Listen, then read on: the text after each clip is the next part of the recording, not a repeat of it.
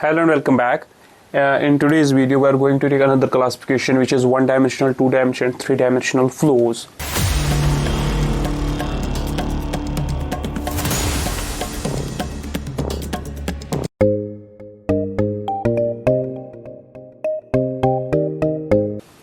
So what is this type of flow? Now any flow is characterized by velocity field, which means any flow has a special kind of velocity field. It flows with some velocity, and depending upon this velocity field, depending upon this velocity of the flow, it is divided into 1D, 2D and 3D flows. For example, if velocity of a fluid changes along all the three directions, so this is x direction, this is y direction, and this is z direction. If flow is such that, which the real three-dimensional flows are like that, the velocity of the fluid changes in x direction, it changes in y direction along the length, it changes along the this width, and it changes along this height. So if that is the case, so such type of flow is known as three-dimensional flow, like a typical real flow. And a fluid flowing in a three-dimensional geometry typically varies, has velocity that varies along all the three directions. We call it three-dimensional flow. For example, we have a body over which some irregular shaped body over which air flows. So this velocity of this air may change in x direction, may change in y direction, may change in z direction. So this is a typical three-dimensional flow. Now,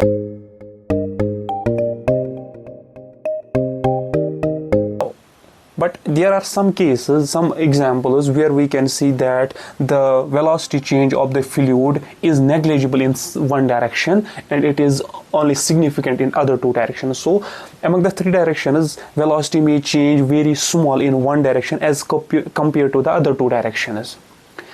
So how small? It is compared with other two directions. So if velocity change in this vertical direction is small as compared to the other two directions, so we can neglect the velocity change in this direction and treat it as two-dimensional flow.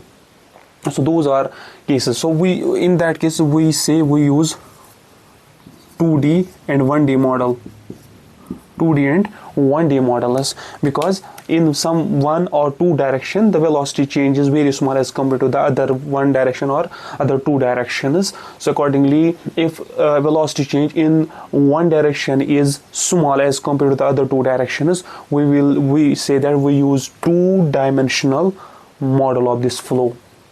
So analysis becomes simpler by choosing this two-dimensional flow model. That's why we always look for the direction in which velocity may be very small as compared to the other two directions.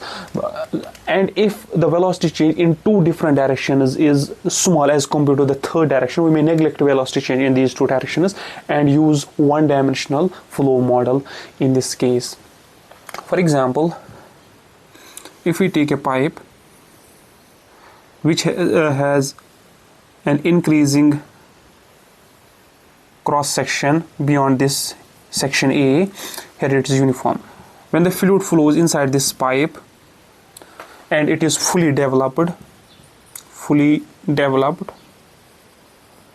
what we see is inside the pipe the velocity profile is like this. Means the velocity near the walls is 0 and velocity is maximum at the center.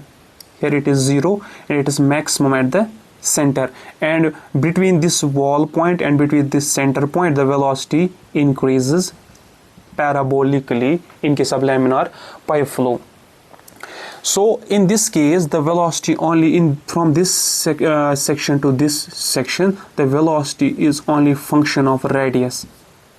Since we are talking about this circular pipe, we will not use xyz, we use velocities function of r, theta, z, these cylindrical coordinates. So here velocity will be function of x, y, z. It depends on all the three directions, if it changes along all the three directions. Now here, because of the symmetry, So velocity is not changing due to along the theta direction. So velocity will be two-dimensional r cross z. But we have to see if it is two-dimensional. So from this point to this point, velocity will only change radially along the radial direction, and velocity profile will be same everywhere like this.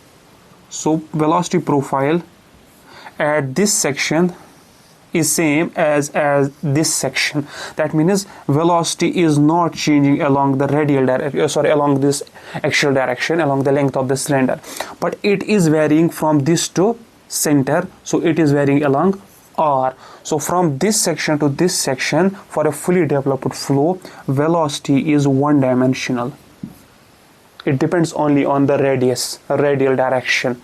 It changes only along the radial direction, and the change along z direction is negligible, and about theta direction it is already symmetrical.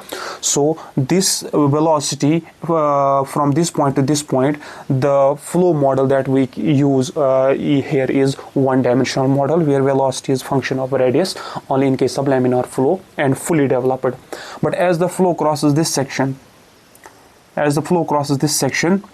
what happens? Velocity will change in the radial direction, and it will change because of this divergence. It will change in axial direction as well. So in this section, where the cross section increases or decreases, the velocity will be two-dimensional. It will be function of r as well as z. So here we use one-dimensional velocity model. Here we will use two-dimensional model. One more example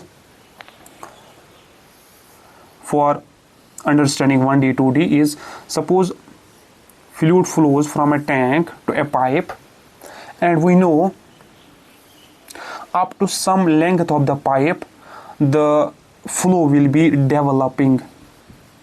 It will not be fully developed. We'll come to this developed and fully developing and developing flows later.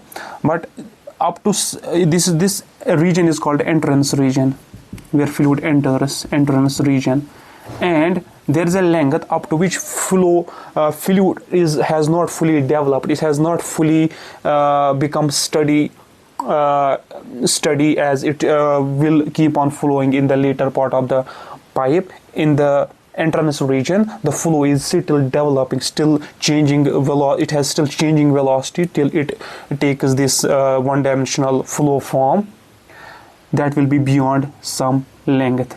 And up to that point, the velocity will be starting velocity will be same along radius. Then it will start, the velocity will start decreasing near the walls and increasing at the center. Then more decrease at the walls and more increase at the center, and finally it will take the fully developed form, which is the parabolic form in case of laminar flow. So in this region, the velocity in this developing region, whose length is almost, if the diameter is d, its length is almost 10 times d for turbulent flow, and for laminar flow this length is much smaller than this. So in this region, developing region, velocity changes with r and it changes with z, because the shape is keeping on the shape keeps on changing, and beyond this the shape will be everywhere like this, parabolic, which means it is now not changing with z, it's only changing with r. So in the developed region, beyond this point in the developed region, the velocity is function of radius only, and up to this point, which means in the developing region, velocity depends on radius as well as the axial direction along the length direction. So it will be two-dimensional model can be used for entrance region, and one-dimensional model is used for this remaining entire length of the pipe.